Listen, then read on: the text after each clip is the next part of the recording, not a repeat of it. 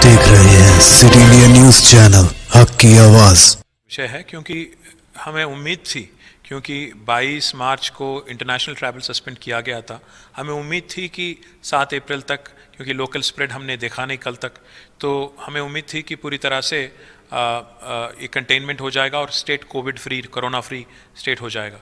But अभी जो हाल ही में ये बात निकल के आई, उभर के आई कि 6 लोगों की जिन्होंने कॉन्ट्रैक्ट किया कोरोना निज़ामुद्दीन वाली मीटिंग में, उनकी मृत्यु के बाद बहुत ही कंसर्न है हम, और पूरी तरह से एक छानबीन कर रहे हैं। आइडेंटिफिकेशन जारी है कि कितने लोग इसमें तेलंगाना से जाके वहाँ पार्टिसिपेट उन्होंने किया, और आने के बाद किस किस के साथ वो संपर्क में थे। तो पूरी तरह से लिस्ट अभी आज शायद शाम तक उभर के आएगी, और जैसे ही हमें हमारी आइडेंटिफिकेशन हो रही है, साथ ही साथ उनका क्वारंटाइन भी चल रहा है, ट्रीटमेंट भी चल रहा है, जिनका टेस्टिंग, क्वारंटाइन और ट्रीटमेंट ये तीनों भी जारी है। तो उम्मीद है कि कंटेनमेंट होगा और इस पर हम काबू कर पाएंगे। है आज अमेरिका जैसा देश, इटली जैसा देश और स्पेन जैसा देश इस पर काबू नहीं कर पा रहा है, और सेकेंडरी स्प्रेड वहाँ पे बहुत ज़्यादा है। तो आज किसी गवर्नमेंट को ये कहना कि हमने पूरी तरह से इसको काबू में ला लिया है, ये अभी कहना प्रीमेच्योर होगा। मैं वो नहीं कहूँगा, बट ये ज़रूर कहूँगा कि हमारे तरफ से कोई कमी, हम कोई प्रयत्न लोप नहीं है, कोई भी कसर हम नहीं छोड़ रहे हैं इसको कंटेन करने में। एक, जैसा मैंने कहा, एक 3 prong स्ट्रैटेजी हमने अपनाया है। पहली बात तो लॉकडाउन हमने बहुत इफेक्टिवली करने की कोशिश की है। दूसरी बात, हमारी मेडिकल इंफ्रास्ट्रक्चर पूरी तरह से हमने तैयार किया।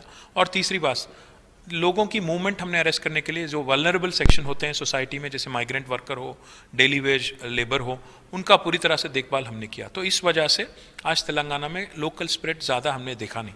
बट कल जो एक चिंताजनक बात निकल आई निज़ामुद्दीन से, इस बारे में हम चिंतित हैं। पूरी तरह से प्रयास जारी है कि कुछ भी करके, कोई भी प्रयास करके लोकल स्प्रेड ज़्यादा ना हो, इसको काबू में जल्द से जल्द लाया जाए। इस बारे में हमारी प्रयास जारी है। अपनी टेस्टिंग किट्स हो, पर्सनल प्रोटेक्शन इक्विपमेंट हो, N95 मास्क हो, वेंटिलेटर हो, इन सारे चीज़ों के बारे में हमारे ऑनरेबल चीफ मिनिस्टर साहब ने एक बार नहीं बल्कि कई बार उन्होंने रिव्यू किया। पूरी तरह से इस बारे में हेल्थ डिपार्टमेंट को और प्राइवेट सेक्टर को भी आदेश हमारे गवर्नमेंट की तरफ से दिए गए हैं। इसके बारे में पूरी तरह से गवर्नमेंट तैयार है। जो भी इवेंचुअलिटी है, जितना भी केसेस हो, इसको फेस करने के लिए तैयार है। हम मदद ले रहे हैं, ज़रूर प्राइवेट सेक्टर का मदद लेंगे, ज़रूर DRDO और BEL जैसे एजेंसीज जो आज वेंटिलेटर की तैयारी करने में लगे हुए हैं, उनका भी मदद लेंगे। और जो जहाँ कहीं से भी इक्विपमेंट अगर प्रोक्योर करना हो, इसके बारे में पूरी तरह से गवर्नमेंट तैयार है।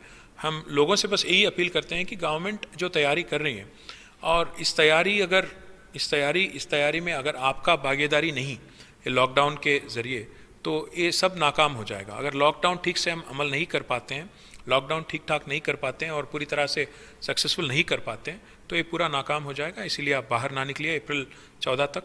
उम्मीद करते हैं कि 14 अप्रैल तक कर्व फ्लैटन हो जाएगा और नए केसेस नहीं निकल आएंगे और सेकेंडरी इन्फेक्शन नहीं होगी। दोस्तों, अगर आपको हमारी न्यूज़ और एंटरटेनमेंट तमाम प्रोग्राम पसंद आते हैं तो फिर लाइक करें, शेयर करें और सब्सक्राइब करें।